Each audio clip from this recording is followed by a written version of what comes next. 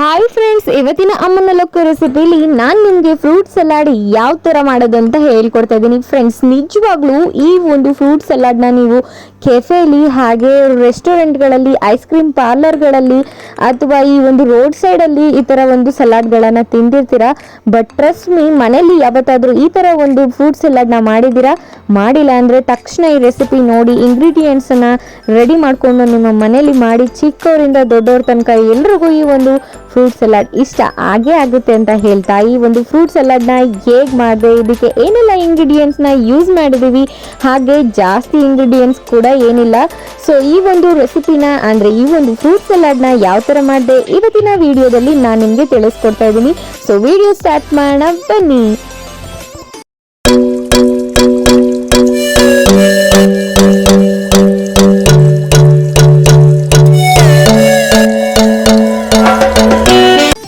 ನಿಮಗೆಲ್ಲ ಗೊತ್ತಿರುತ್ತೆ, ಫ್ರೂಟ್ ಅಂತ ಹೇಳಿದ ತಕ್ಷಣ ಒಂದು ಆರೋಗ್ಯಕರ ದೃಷ್ಟಿಲಿ ನಮ್ಮ ಬಾಡಿಗೆ ಅಂದರೆ ನಮ್ಮ ದೇಹಕ್ಕೆ ಹಲವಾರು ಪೋಷಕಾಂಶಗಳು ಹಾಗೆ ಒಂದು ಸತ್ವಗಳನ್ನು ನಮ್ಮ ಬಾಡಿಗೆ ಕೊಡುತ್ತೆ. ಸೊ ಅದರಿಂದ ಎಲ್ಲರೂ ಜಾಸ್ತಿ ಫ್ರೂಟು, ಈ ಥರ ತರಕಾರಿಗಳನ್ನು ತಿನ್ನಿ. ತುಂಬ ಜನಕ್ಕೆ ಅಂದರೆ ತುಂಬ ಚಿಕ್ಕ ಮಕ್ಕಳಿಗೆ ಫ್ರೂಟ್ಗಳೆಲ್ಲ ಹೇಗೆ ಕೊಡೋದು ಹಾಗೆ ಹೇಗೆ ತಿನ್ನಿಸೋದು ಅಂತ ಒಂದಷ್ಟು ಜನಕ್ಕೆ ಕನ್ಫ್ಯೂಷನ್ ಇರುತ್ತೆ. ಈ ಥರ ಒಂದು ಫ್ರೂಟ್ ಸಲಾಡ್ಗಳನ್ನ ಮಾಡಿಕೊಡಿ, ನಿಜವಾಗ್ಲೂ ತಿಂತಾರೆ ಮಕ್ಕಳುಗಳು.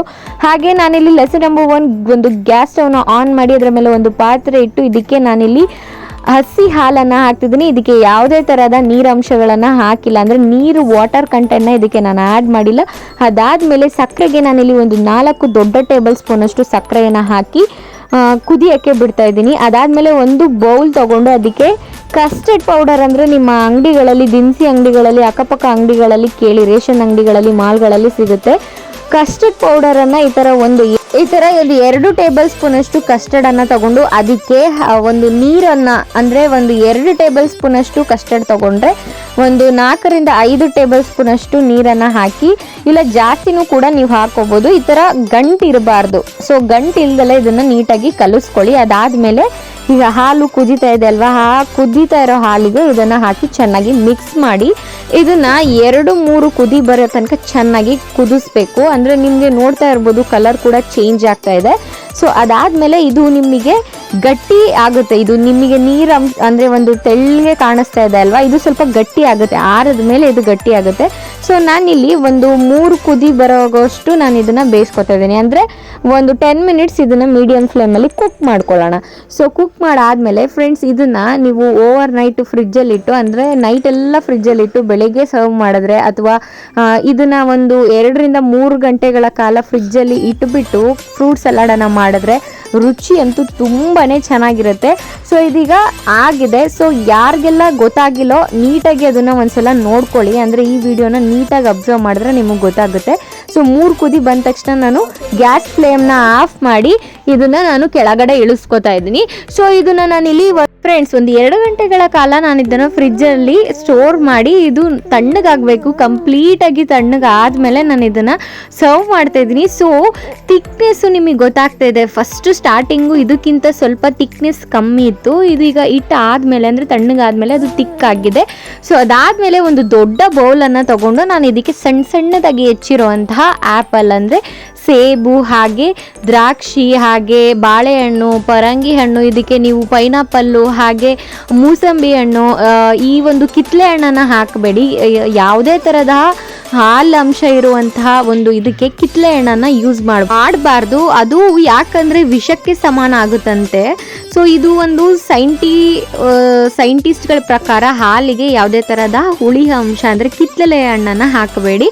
ಅದಾದಮೇಲೆ ಡ್ರೈ ಫ್ರೂಟ್ಸ್ಗಳನ್ನು ಆ್ಯಡ್ ಮಾಡ್ಬೋದು, ಲೈಕ್ ಬಾದಾಮಿ, ಗೋಡಂಬಿ, ಪಿಸ್ತಾ, ಹಾಗೆ ವಾಲ್ನಟ್, ಇದಕ್ಕೆ ಒಂದು ಸ್ವಲ್ಪ ಖರ್ಜೂರ, ಹಾಗೆ ದ್ರಾಕ್ಷಿ, ಪಿಸ್ತಾ, ಈ ಥರ ಒಂದು ಡ್ರೈ ಫ್ರೂಟ್ಸ್ಗಳನ್ನು ಎಲ್ಲವನ್ನು ಆ್ಯಡ್ ಮಾಡಿ ಚೆನ್ನಾಗಿ ಒಂದಕ್ಕೊಂದು ಮಿಕ್ಸ್ ಆಗಬೇಕು. ಆ ಥರ ಮಿಕ್ಸ್ ಮಾಡ್ಕೊಂಡಾದಮೇಲೆ ಇದಕ್ಕೆ ನಾವು ಮಾಡಿಟ್ಟಂತಹ ಕಸ್ಟರ್ಡ್ ಮಿಲ್ಕನ್ನು ಹಾಕ್ಕೊಂಡು ಪ್ರತಿಯೊಂದನ್ನು ಮಿಕ್ಸ್ ಮಾಡ್ಕೊಳ್ಳೋಣ. ನೀಟಾಗಿ ಮಿಕ್ಸ್ ಮಾಡಬೇಕು. ಕಸ್ಟರ್ಡ್ ಮಿಲ್ಕು ನಿಮಗೆ ಎಷ್ಟು ಕ್ವಾಂಟಿಟಿಲಿ ಬೇಕು, ಅಂದರೆ ಫ್ರೂಟ್ ಸಲಾಡ್ ಎಷ್ಟು ಮಾಡ್ತಾ ಇದ್ದೀರಾ ಕಸ್ಟರ್ಡ್ ಮಿಲ್ಕ್ನ ಅಷ್ಟನ್ನೇ ಹಾಕ್ಕೊಳ್ಳಿ. ಅಂದರೆ ಇವಾಗ 1 ಬೌಲು ನೀವು ಫ್ರೂಟ್ಸುಗಳನ್ನು ಯೂಸ್ ಮಾಡಿದ್ದೀರ ಅಂದರೆ 1 ಬೌಲ್ ಆಗುವಷ್ಟು ಅಥವಾ 1.5 ಬೌಲ್ ಆಗುವಷ್ಟು ಕಸ್ಟರ್ಡ್ ಮಿಲ್ಕನ್ನು ಹಾಕಬೇಕು. ಸೊ ಅದಾದಮೇಲೆ ನಾನಿವಾಗ ಒಂದು ಡಿಫ್ರೆಂಟ್ ವೇಲಿ ಸರ್ವ್ ಮಾಡ್ತಾ ಇದ್ದೀನಿ. ಈ ಥರ ಒಂದು ಸರ್ವ್ ಮಾಡಿದ್ರೆ ನಿಮಗೆ ಫೀಲು ತುಂಬಾ ಚೆನ್ನಾಗಿ ಅನಿಸುತ್ತೆ, ಲೈಕ್ ರೆಸ್ಟೋರೆಂಟಲ್ಲಿ ಸರ್ವ್ ಮಾಡ್ತಾ ಇರೋ ಥರನೇ ಫೀಲ್ ಆಗುತ್ತೆ.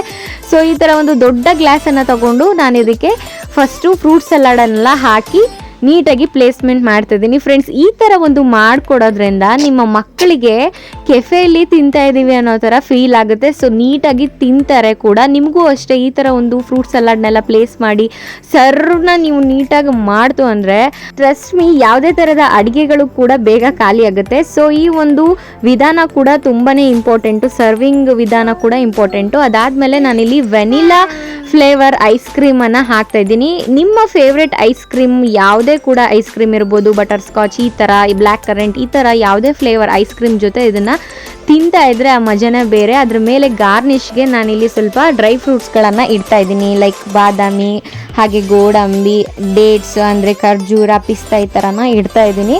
ಫ್ರೆಂಡ್ಸ್, ಈಗ ಲುಕ್ಕಿಂಗ್ ವೈಸು ನಿಮ್ಗೆ ಹೇಗೆ ಅನ್ನಿಸ್ತಿದೆ? ಕೆಫೆಯಲ್ಲಿ ನಿಮಗೆ ಸರ್ವ್ ಮಾಡಿಕೊಡ್ತಾರಲ್ಲ ಅದೇ ಥರ ಇದೆ ಅಲ್ವಾ?